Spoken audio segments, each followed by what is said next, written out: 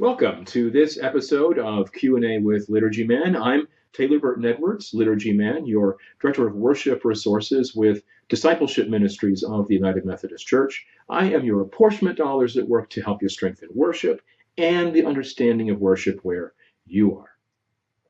Today you will notice I'm wearing a red shirt, and that's because we're going to talk today about something that we've been discussing across the tables over the years of the North American Academy of Liturgy among the United Methodist Worship scholars, and that is rubrics and how we help United Methodists understand what they are and how to use them well in the course of leading worship. Now, what does my red shirt have to do with rubrics? Actually, quite a bit, because the word rubric in English comes from the Latin word rubrica, which means red ochre, which was the primary constituent of the ink that was used for writing instructions in liturgical books that would be used by the leaders as they were conducting the services that are listed in the books, or as they would be reading or chanting that which appeared in other forms of worship resources they were using. United Methodist resources continue the practice of using rubrics, and indeed, in our current iteration, in the classic form of using red ink. You'll find a good example of this at the beginning of a service of Word and Table 2 in the current United Methodist hymnal, where there's a whole listing of things that need to take place before you start using a service of Word and Table 2. Basically, it's providing the outline for what a service of Word is that precedes the use of the service of the table resources that are provided here. The people gather in the Lord's name, they offer prayer and praise, the scriptures are read and preached, responses of praise, faith, and prayer are offered, and then the service continues with the invitation to the Lord's table as found here. Likewise, if you turn the page over to page 15, you'll see some rubrics not only at the beginning, but also, especially, throughout Word and Table 3. This is really important because it's providing the instruction for the pieces that go between the parts that are printed.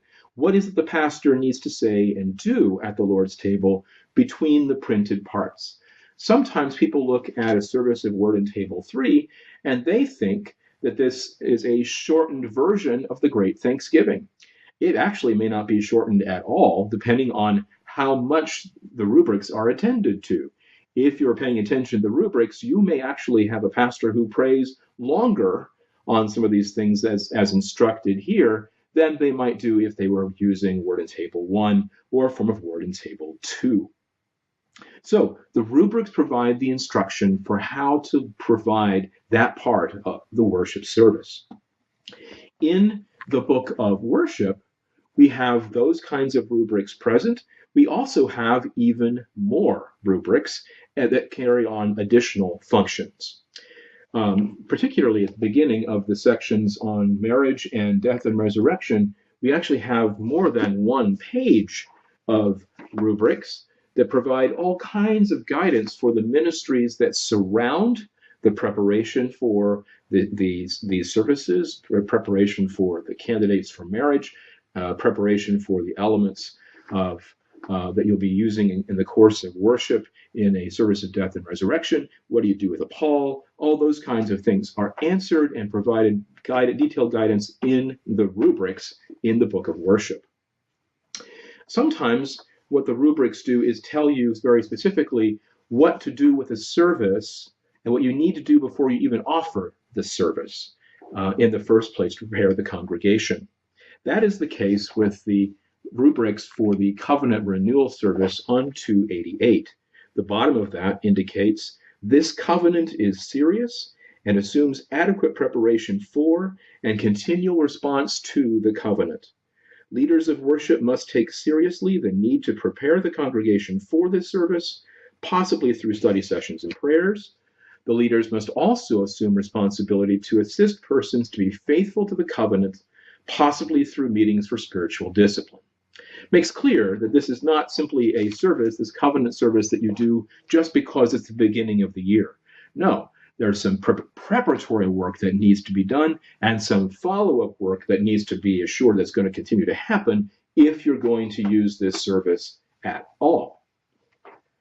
Sometimes, third case, what our rubrics do is provide guidance about things you should not do. And that is particularly the case. A good example of that is the rubrics around the Seder meal, beginning on 350 and continuing to 351, where it says United Methodists are encouraged to celebrate the Seder as invited guests in a Jewish home or in consultations with representatives of the Jewish community. And it goes on to say, celebrating the modern meal without a Jewish family as host is an affront to Jewish tradition and sometimes creates misunderstanding about the meaning of the Lord's Supper.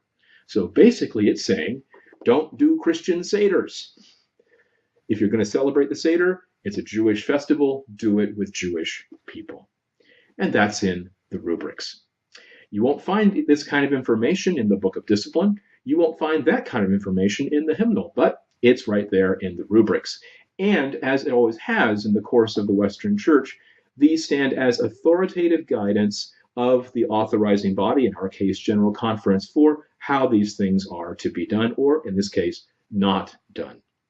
I hope this has been helpful. Remember, you can always contact me, worship@umcdiscipleship.org, through our UMC Worship Facebook group, or drop a line on this page. And perhaps your question or comment will become the basis for a future episode of Q&A with Liturgy Man. May the peace of Christ be always with you.